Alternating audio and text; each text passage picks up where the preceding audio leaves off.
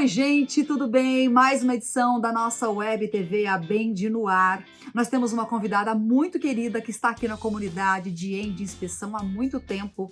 É a Fabiana Martins, da Modec. Ela é engenheira mecânica, pós-graduada, tem mestrado, é nível 3 em ultrassom, nível 2 em ultrassom Fields-Array Tophet e nível 2 em partículas magnéticas, ou melhor, líquido penetrante. Ela está conosco hoje, nos dando a honra de participar de mais uma edição do nosso programa e vai falar de um assunto muito importante, gente. Até vou dar uma olhadinha na minha colinha aqui, ó.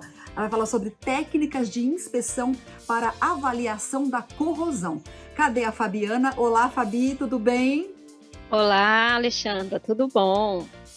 Obrigada, primeiramente, né, por esse momento que a gente pode ter junto, compartilhando uma parte do conhecimento, né, com a nossa comunidade, com os inspetores. E como a proposta, né, é nós trazermos um assunto na prática. Então, eu tentei trazer esse assunto que é a avaliação de corrosão, é um assunto muito antigo para a indústria de maneira geral. E é, inclusive, um dos desafios, né, e problemas que consomem o maior custo, o maior investimento, né, na fase em serviço, em operação. Então, mas por que eu trouxe esse assunto? Porque, embora ele seja bastante antigo, a gente ainda tem muitos desafios, né? A própria certificação, né, a maneira com que ela vem desenhada, ela atua numa calibração de um sistema, por exemplo, ultrassom, né, com medição de espessura, em cima de um bloco escalonado plano. Só que a realidade, a corrosão, ela vem toda irregular. Então, isso por si só já traz uma dificuldade em termos de avaliação para o ultrassom, né? Porque você sai de um refletor plano, que é o bloco escalonado de referência, para uma superfície toda irregular. O som bate, vai se perdendo, né, até chegar no transutor.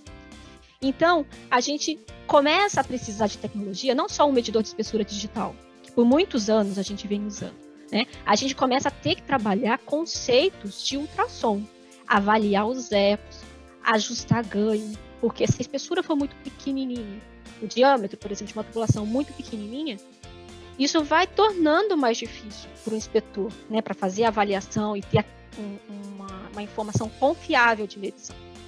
Então, esses desafios, eles têm sido trazidos, né, para o nível 3 e também pelos próprios inspetores, e a gente tem que buscar aperfeiçoar os nossos procedimentos. Então, eu pegar um procedimento para um equipamento novo, eu não posso aplicá-lo diretamente em serviço, né? A gente precisa fazer as nossas instruções.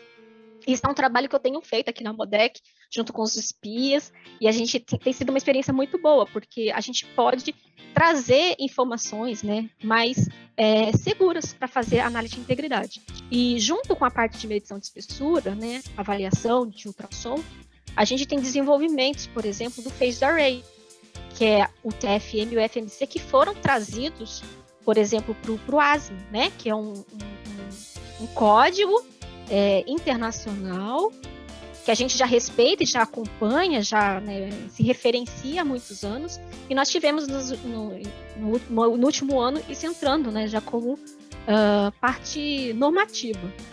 E o FMC e o TFM, né, que são as programações que você pode fazer para os elementos piezoelétricos, consegue avaliar ainda mais essa questão da morfologia da corrosão. Então, assim, tem a corrosão interna e tem a corrosão externa. Inclusive, só te interrompendo um pouquinho, esse é um assunto que eu acho muito interessante, até para falar, fazer um parênteses aqui, para quem está entrando nessa área, né? Para quem está assistindo a gente e pretende aí ser um profissional certificado, fazer uma faculdade de engenharia ou trabalhar como inspetor, enfim. A corrosão, você diria que hoje é um dos principais desafios da indústria, de uma forma geral? É um dos principais problemas? E outra coisa, em quais situações a corrosão é mais comum? Eu imagino aqui, como jornalista, como leiga na área de engenharia, que é quando o equipamento, a peça, está exposta, né? Está tomando chuva, está tomando sol. Mas quais são os tipos de corrosão assim que a pessoa, que o profissional que vai entrar para essa área tem que ter em mente, tem que ficar atento? Pois então, a corrosão ela pode ser interna e aí nesse caso vai depender do tipo do fluido, né, que vai estar passando por essa tubulação, e externa, se ela estiver num ambiente agressivo, numa região offshore, por exemplo, um ambiente salino. Então, são aspectos distintos que a gente tem que avaliar. Na área que eu atuo, né, óleo e gás, a gente tem muita água salgada, água tratada e o óleo cru, né, porque eu trabalho numa FPSO. Então, a gente tem que entender como ocorre a corrosão, obviamente, e ver como medir essa perda, né? Então, assim, além da corrosão interna, por exemplo, muitas vezes a gente usa ligas resistentes à corrosão. Em alguns casos isso onera demais. Então você tem que entrar com material, por exemplo, aço carbono, que é mais barato, e entrar com revestimento. Só que esse revestimento, com o tempo, dependendo do fluido ou da maneira com que ele foi aplicado, ele pode descolar. E aí você começa um processo corrosivo, né? Então tem que ter as técnicas não destrutivas para que a gente possa fazer a inspeção em serviço. Então é importante para os profissionais novos que estão querendo estudar, né, um pouquinho, entender não só da inspeção, mas ele precisa entender do material, do processo, né? É algo que eu faço muito lá com os inspetores. Gente, vamos entender por que está falhando. E aí a gente tenta tratar a causa, né? A causa raiz da corrosão. Ah, não tem como? O fluido não tem como mexer? E aí a gente vai vendo como podemos monitorar para que a gente não tenha uma perda de contenção, né? Que é o final da corrosão, quando ela fura. E Fabiana, esse monitoramento ele é periódico, imagino, mas de quanto em quanto tempo a gente tem que ficar monitorando um processo corrosivo? Certo. Muitos desses períodos, eles são estabelecidos pelo próprio usuário, de acordo com o conhecimento que ele tem do processo dele. Obviamente, quando você está com um sistema novo, que você não conhece muito, você coloca os espaços menores. Ao passo que você vai ter informação, você vai, baseado no teu risco e nos teus dados, podendo postergar ou não, ou até manter, né, a periodicidade que você identificou. Depende muito do estado da corrosão, né? Do estado do nível. Da taxa de evolução. Exato. É a velocidade com que ela progride, né? E por fora, de forma não intrusiva, né? Então nós temos ultrassom, medição de espessura, que é o primeiro é o visual. Ele olha. Sim. Se a corrosão é externa, ele pode trabalhar em cima de classificações. Olha, isso está médio, está severo, está baixo, para fazer as recomendações de inspeção. Só que se for dentro, ele não vê.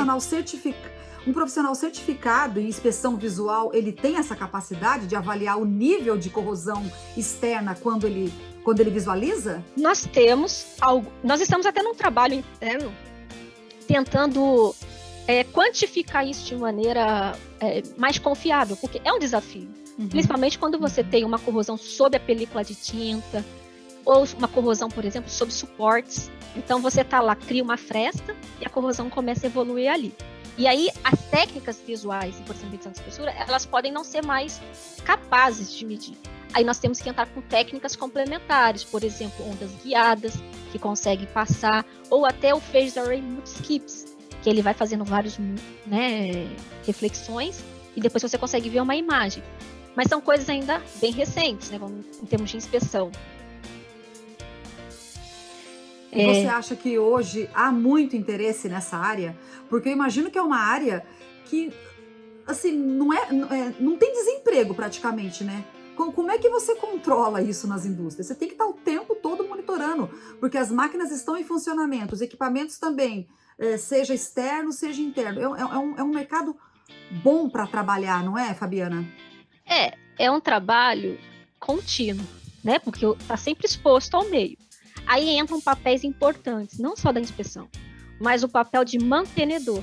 Isso é uma filosofia que a gente tem tentado empregar muito aqui na Modec. Porque, assim, todos são responsáveis pelo ativo. O operador é responsável pelo ativo, os inspetores, todos que estão olhando. E se você começa a identificar um dano, os sensores mais baratos e mais efetivos são os olhos. Então, se alguém está identificando, tá certo, um problema, o correto é, vamos informar para que possa ser feita uma avaliação mais adequada. Então, esse trabalho de todos são responsáveis, né, pela integridade do ativo é fundamental. além da questão da inspeção, nós temos então a manutenção, né? Manter aquilo, preservar aquilo, a questão das pinturas, você conseguir trabalhar